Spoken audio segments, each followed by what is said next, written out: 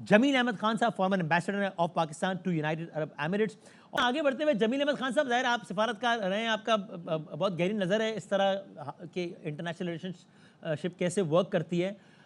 पाकिस्तान के एंगल से ये कितना प्रैक्टिकल है या नहीं, यानी कि अगर ये वाला पार्ट ऑफ द वर्ल्ड है वो अपने कुछ पैरेलल सिस्टम्स डेवलप कर भी लेता है, तो पाकिस्तान तो उससे, क्या मैं गलत कह रहा हूँ अगर मैं कहूँ कि पाकिस्तान उससे प्रैक्टिकली स्पीकिंग एक हद से ज़्यादा मुस्तफ़ीद इसलिए नहीं हो सकेगा कि बहरहाल आप IMF और अमेरिका डिपेंडेंट हैं और वो एक हद से ज़्यादा नहीं चाहेंगे कि आप इस ऑल्टरनेटिव ब्लॉक पर डिपेंडेंट हो, चाहे वो डी डॉलराइज करने की बात हो। बट अभी हम ब्रेक में बात कर रहे थे, वो पाइपलाइन तो हम कर नहीं पाए इतने अरसे से अमेरिकन प्रेशर्स की वजह से। तो पाकिस्तान इससे मुस्तफ़ीद एक हद से ज़्यादा ना हो सके शायद। जिस तरीके से जकड़ा हुआ है अमेरिकी फाइनेंशियल सिस्टम ने पूरी दुनिया को, और वर्ल्ड वॉर 2 के बाद से ये सिलसिला शुरू हुआ और आज तक जारी है, तो अब उसको चैलेंज मिला है, और इसीलिए आपको बहुत सारे अमेरिका के तरफ से और उनके एलाइज की तरफ से नजर आएगा, ये कमेंट्स नजर आएंगे कि इसको एक काउंटर बैलेंस के तौर पर SCO को समझ रहे हैं। हालांकि SCO अक़वाम मुत्तहिदा के चैप्टर 8 के तहत बनाई गई है, जिस तरह दूसरे रीजनल ऑर्गेनाइजेशन, और इसकी अपनी इंटरनेशनल कानून में हैसियत है, लेकिन इसको अमेरिका और उसके एलाइज यानी कि वेस्टर्न ब्लॉक इसको समझता है कि वो चैलेंज कर रहा है उनके इस इन्फ्लुएंस को, जो कि एशिया में उनका इन्फ्लुएंस है, चाहे वो फाइनेंशियल साइड पर हो या चाहे वो जियोपॉलिटिकल साइड पर हो। अभी फाइनेंशियल की क्योंकि बात हो रही है, तो ये जो ट्रांजिशन का सिलसिला शुरू हुआ है, अब ये थमने का नहीं है, अब ये रुकने का नहीं है। ये ट्रांजिशन डॉलराइजेशन से हटकर अब जो बॉर्डरिंग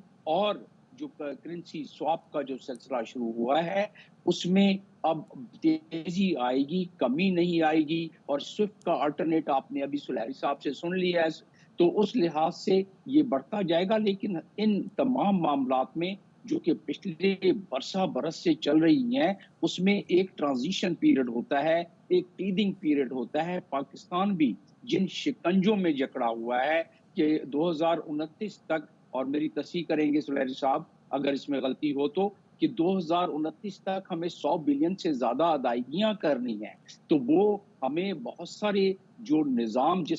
जिस फाइनेंशियल सिस्टम में से हमने ये कर्जे लिए में है, या इस वक्त भी हमारी टॉप पर जो एक्सपोर्ट मार्केट है वो नॉर्थ अमेरिका। अच्छा, आप दोनों हमारे साथ रहिएगा, हम जरा क्विक न्यूज़ है, हमारे साथ हैं ऑफ कोर्स जमील साहब। तो एम्बेसडर, अभी जिस तरह एजाज साहब ने कहा ना कि भाई यूं देखा जाए तो जाहिर है अमेरिका चाइना सामने मद्दे मुकाबिल कंपटीशन फलां, लेकिन दोनों की इकोनॉमिकली डिपेंडेंस भी कितनी ज़्यादा है। यूरोप में तो हमने देखा कि उन्होंने तो बॉर्डर शॉर्डर ही का मामला ख़त्म कर दिया, और दुनिया में ऐसी कितनी मिसालें हैं कि जहाँ पर जो है वो इतना माजी इतना तल्ख रहा है, लेकिन आज जो वो इकोनॉमिकली जो है वो एक दूसरे के पे इतना डिपेंडेंट है। हम ये नहीं कर पाए भारत के तनाजुर में, हालांकि जाहिर है, वरना तो अगर भारत के साथ ये मामला हो या भारत का पाकिस्तान की, तो इतनी बड़ी बड़ी मार्केट्स हैं, करोड़ों अरबों की मार्केट्स हैं लोगों की, दुनिया का इतना बड़ा परसेंटेज दुनिया के इस खत्ते में रहता है। अब ये कहना ठीक होगा कि अनफॉर्चुनेटली, अभी ठीक है इस इजलास के मौके में मैं ज़्यादा नहीं तल्ख बात करता अभी, लेकिन अनफॉर्चुनेटली जो करंट रजीम है इंडिया में, जो अब दोबारा री इलेक्ट हो गए, उसकी वजह से पहले भी सिचुएशन आइडियल तो ट्रेड के हवाले से कभी भी नहीं थी, लेकिन उस वजह से हम करंट रजीम की वजह से इसमें मजीद हम 2 कदम अनफॉर्चुनेटली पीछे चले गए और हम ट्रेड एवेन्यूज नहीं खोल पा रहे। हालांकि दुनिया में ऐसी बहुत सारी मिसालें हैं जहां इंतहाई तल्ख माजी के बावजूद इकोनॉमिक डिपेंडेंसी है दोनों ममालिक की।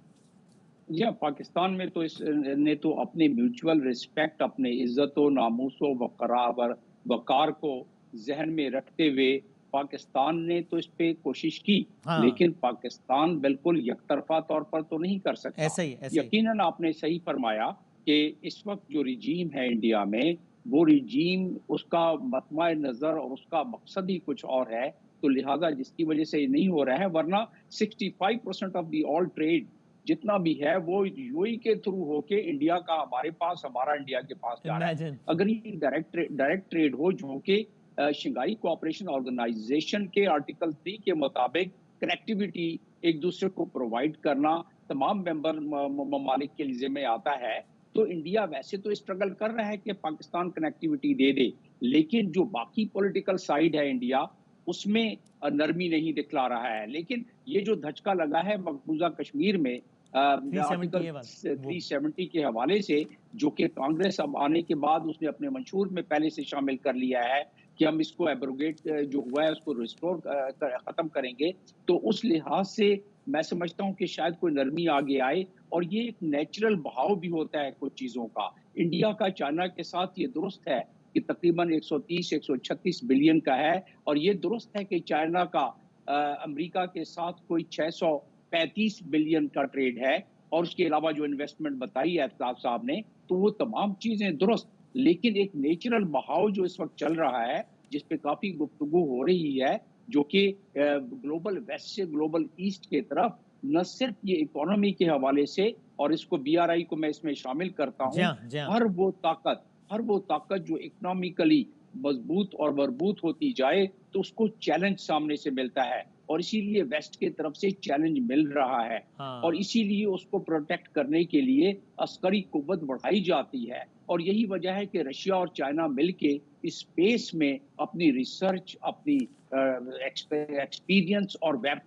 ویپنائزیشن اسٹیج کی ادھر کر رہے ہیں اسپیس میں، اور دنیا میں اب تو وہی ملک راج کرے گا یا وہی گروپ راج کرے گا جس کی اسپیس میں طاقت بڑھے گی، کیونکہ اسپیس کی طاقت اگر بڑھ گئی تو زمینی جتنے بھی اکوپمنٹ اور آرمی کی کیپیبلٹیز ہے، فوج کی، اس کو جیم کیا جا سکتا ہے، ختم کیا جا سکتا ہے۔ تو امریکہ اس کے بارے میں تشویش کر رہا ہے کافی، کیونکہ رشیا اور چائنا اس میں امریکہ کی تقریباً پیرل آ گئے ہیں۔ اب بات کر لیتے ہیں جو معاشی وسعتیں بڑھ رہی ہیں۔ ہاں چائنا اس وقت دنیا کا 17.6 ٹریلین ڈالر کی اکانومی ہے، یہ پورا خطہ 24.3 اور 24.2 کی ٹریلین کی اکانومی ہے، اور اس خطے میں چائنا کا بہت بڑا حصہ ہے۔ چائنا کی ولنریبلٹی اوکاس نے اس کو چیلنج کیا ہوا ہے، چائنا کو چیلنج کیا ہوا ہے اس وقت اسپرنگ آف الائنس نے چیلنج کیا ہوا ہے، چائنا کو اس وقت ویسٹ کی طرف سے اور جو فورن پالیسی ہے امریکہ کی، اس کی طرف سے کنٹینمنٹ کا چیلنج ہے۔ اس لیے چائنا بڑی تیزی سے اپنی عسکری قوت کو بڑھانا شروع کر دیا ہے چائنا نے، تو لہٰذا میں سمجھتا ہوں کہ دونوں بڑھیں گی۔ یہ جو ایس سی او کے پلیٹ فارم میں جو سیکیورٹی کا ایک وائڈر اسپیکٹرم میں ذکر ہے، ہاں اس میں یا آپ آگے جا کے اس میں کوئی تعجب ہمیں نہیں ہوگا کہ آگے جا کے آرٹیکل 1 اقوام متحدہ کے چارٹر کے تحت یہاں بھی عسکری ایک معاہدے ودن شنگھائی کوآپریشن ہونا شروع ہو جائیں، کیونکہ آرٹیکل 51 کو کوئی بھی گروپ استعمال کر سکتا ہے، ریجنل تو آپ گروپ، یہ کہتے ہیں اور کہ ہم ایس سی او نیٹو کی۔ طرز کا ہو کہ جس میں ایک لیکن ابھی شاید ہاں یہ بات ٹھیک ہے، لیکن یہ بھی کہنا شاید ٹھیک ہوگا نا کہ بہرحال یہ اس سے بھی ابھی ہم شاید دور ہیں کہ نیٹو طرز کا کوئی جی ہاں، اتحاد کہ جہاں ایک ملک پہ جی ہاں، اٹیک، ابھی دور ہے۔ تمام ممالک پہ جی ہاں، اٹیک سمجھا جائے، اور اینڈ اگین اب یہ ایس سی او کی تو فارمیشن بھی بڑی انٹرسٹنگ اس اعتبار سے بھی ہے نا کہ اگین پاکستان اور انڈیا جیسے دو انتہائی متضاد سمت میں دیکھنے والے ممالک اس ایک کا حصہ ہیں، پھر انڈیا کی علاقائی تھانے دار بننے کی خواہش الگ ہے، چائنا کی ڈومیننس الگ ہے، اس حوالے سے امریکہ اور انڈیا کا الائنس الگ ہے اور چائنا کے معاملات الگ ہیں۔ اگر اچھا ایران اس کا حصہ ہے جس کے اسرائیل کے ساتھ معاملات الگ ہیں جو کوئی راز نہیں ہے، اور انڈیا جو ہے وہ کتنا زیادہ اسرائیل کے قریب ہے یہ کوئی راز نہیں ہے۔ نیتن یاہو اقوام متحدہ میں کھڑے رہ کر دو میپس دکھاتے ہیں دنیا کے، اس میں بلیسنگز والے ممالک ہوتے ہیں اور کرس والے ممالک ہوتے ہیں، اور بلیسنگ والے ممالک میں ماشاءاللہ بھارت کا نام ہوتا ہے، سعودی عرب کا بھی ہوتا ہے۔ تو مطلب یہ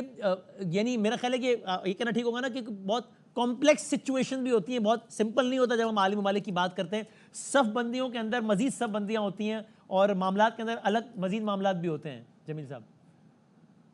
جی بالکل درست فرمایا آپ نے بادامی صاحب، کہ اس میں ظاہر ہے ملٹی لیئرڈ قسم کی اس میں کمپلیکیشنز ہوتی ہیں، اور ملٹی لیئرڈ قسم کی اس میں ڈپلومیسی بھی ہوتی ہے۔ ہاں تو یہ جو اس وقت ابھی بدلتا منظرنامہ ہے دنیا کا، یہ جو تغیرات ہیں، یہ کافی کمپلیکسٹی اس میں بڑھتی جا رہی ہے، اور اس کمپلیکسٹی میں طاقت کا مقابلہ طاقت سے کیا جا رہا ہے، چاہے معاشی طاقت ہو یا عسکری طاقت ہو، لہٰذا دنیا بڑی تیزی سے آگے کی طرف بڑھ رہی ہے صحیح۔ کمپٹیشن کی طرف۔ تو یہ thank you very much competition sir, کہاں بہت شکریہ جمیل صاحب، اعزاز صاحب۔